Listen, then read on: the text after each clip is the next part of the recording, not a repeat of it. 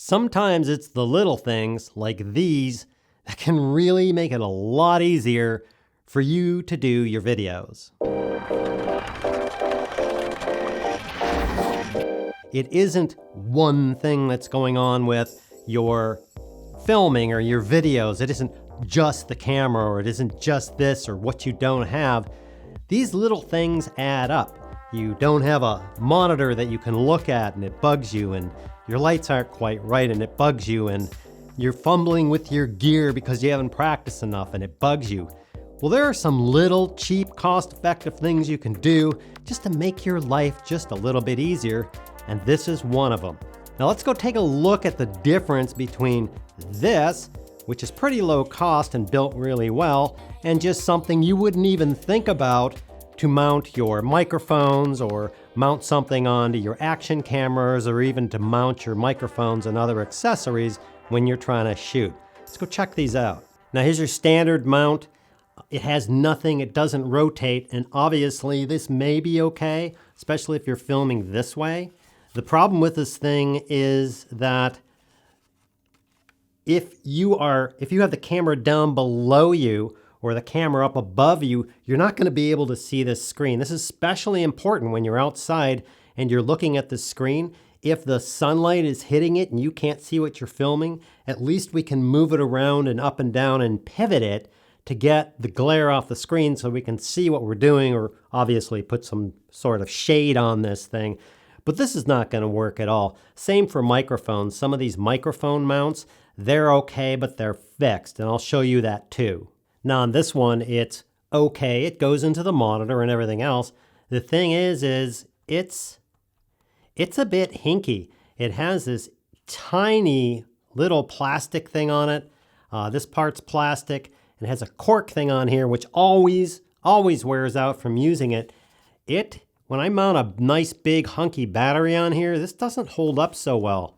I tighten this down as hard as I can with my fingers, and it still moves along from wear. I don't like it. I don't trust it. I just don't want to use this. I want to use something better that I know is going to stay there and not flop around when I'm filming, especially when I'm filming. If I had this thing turned this way and it flops down while I'm filming, it's going to hit the camera, and that's not a good look. Here's the Andy Sin shoe mount. It's small, but don't let its size fool you. Here's a typical setup you might use. I have a camera, the Andy Sin mount, and maybe I put a top-mounted mic up here. Really, you could mount anything up here, such as a monitor or anything else. Although you would probably attach the cold shoe mount to the camera first, I've already mounted this mic, so no big deal. You simply slide the shoe mount onto the mount on the top of your camera, and I give it a half turn and it locks the shoe mount securely to the camera, and that's tight. It's not going anywhere. I simply flip the lever a quarter turn and I can pivot and rotate to whatever I'm using the mount for whatever angle. I can also move the lever to any position I want so it doesn't interfere with my camera or my monitor. Also, as you'll see here, I've always had a problem with larger levers like on my quick release plates where they bump into the camera or the monitor. Unlike almost every type of other mount I've used, this one allows me to pull the lever out, reposition it to whatever position I need, and it works. Once I have it in position, I snap the lever back in, and I've got no problem since it's simply a quarter turn to lock and unlock the mount. Again, to remove this, it's simply a quarter turn and sliding the mount off. Unnecessary, as you'll see in a moment when I show you the quick release mechanism. Notice on the top, instead of cork or some weird rubber thing, this has an embedded red O-ring that is fantastic for securely mounting my gear as it compresses and seats, meaning I also won't damage my housing on a monitor as some of these have done in the past.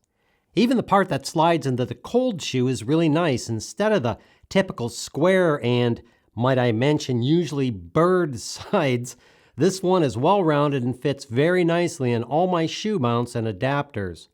Also, by taking off this bottom slide, you have a solid 1/4-20 thread, no plastic, and this allows you to adapt this to a variety of uses, such as phone and smart device mounts, boom poles, action cameras, selfie sticks, and more. The ball inside of the unit is really solid, and when I tighten this down, I found it impossible to move, and after loosening, there was no burr like many others I've used. As you'll see later in the video, I can unscrew this top mount and flip it upside down. You'll notice these arrow indicators, and that's telling me I can take existing mounts and microphones and use this as a quick release type plate for easy mounting and unmounting of my gear, meaning I can just unmount and mount accessories on top without having to remove the shoe mount at all. All in all, this is a very well-built, well-machined, all-metal, sturdy, and very, very well designed. As I've stated with the Andy Sin mount, this thing is all metal. The bottom of this, it doesn't just have this little screw on, it securely mounts a large landing area onto this. This is going nowhere. Also, because of that little rubber O-ring that I showed you on this, the monitor's also fixed, and it's also not going anywhere. The knob on this, since it's nice and big, I don't have to fiddle with it. When I lock this thing down, this thing is not going anywhere. I'm putting a heck of a lot of pressure on this, hopefully not breaking my monitor, and it's not going anywhere. The nice thing is with a simple, it's about a quarter turn, it releases. I can move my monitor around, another quarter turn, lock it down, and it's tight. I don't have to worry about it. It takes another thing that can possibly happen or I have to worry about out of the mix. I can see what's going on. I just like it. I'm going to get like 4 or 5 of these because the ones I have right now, and I have probably 20 or 30 of these things, they don't hold a candle to this and they suck. So I really recommend this thing. It's a beast. Now here again is another example. You'd usually get something that comes with the mic. They have that standard and fixed mount for the microphone, and that's okay, but the problem with that is usually you're sitting here filming something, and the talent may be that way, but maybe you're filming something and the talent is up a little or down a little, or more importantly, you're filming something and you're possibly vlogging with your camera, and you're going to want to turn the microphone back. Just like that. Now, let's say your camera was down and you were shooting some water, your camera was up, and you were shooting a bird or a tree or something. Using this, you can really simply move the thing around or move it up, and with a simple turn, it's locked, you know it's fixed, you know it's not going to do anything weird, it isn't going to rattle because the way this is designed, the rubber grommet between this and between that actually adds just a little bit more protection on the microphone and some of the noise you might get from handling the camera. That's why I love this thing for microphones. The same for action cameras. Now here's yet another example for this thing. I have the new Rode VideoMic NTG, and it's got the furry wind cover on it. I can move things back a little bit, but with the angle of this lens that's sitting here, this fur is going to get in there. There's just no way around it. And you're going to see it on your footage. So you want to lift the thing up. Okay, as you can now see, I've mounted the little Andy Sin unit on here, and then I've put the mic on there. Again, it has that rubber grommet, which saves it from any handling noise a little bit from here. Now, it's so high up that it's not going to interfere with the picture here.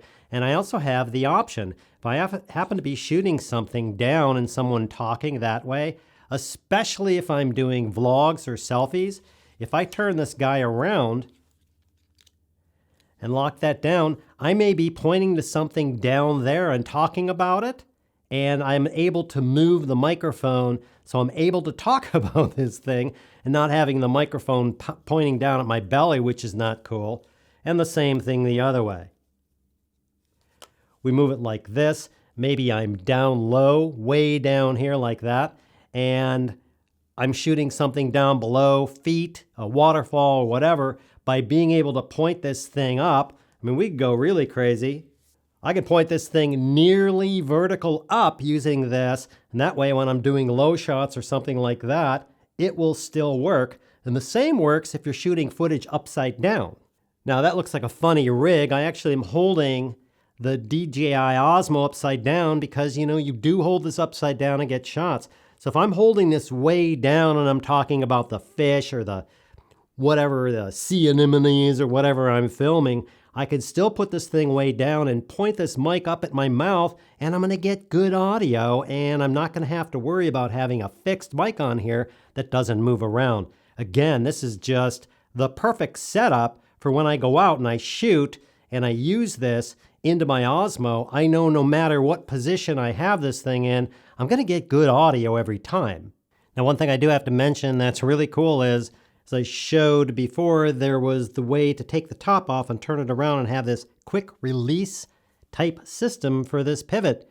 How does that work? You use the existing mounting of, for instance, like this microphone, and all I have to do is undo the microphone and I'm released. I can go over to my other camera or whatever and simply mount this thing back on, yank down that sucker like that, and I'm done, which means I don't have to unmount this thing or do anything with this thing, which is freaking awesome, because if I mount one of these on top of that camera for a monitor and on top of this for a monitor or for a microphone or something, and I have a bunch of different cameras, I can just mount this on here and I can quick release my microphone, slap on a monitor, put a monitor over there, mount that on there, pull that off, and I can just interchange these much like you would with quick release plates on a camera.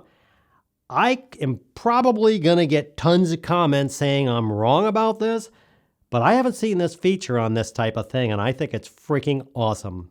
Now again, it's the little things that add up into a bunch of big things. You have enough to mess around with. You got batteries and monitors and cameras and audio recorders and microphones and a lot of stuff.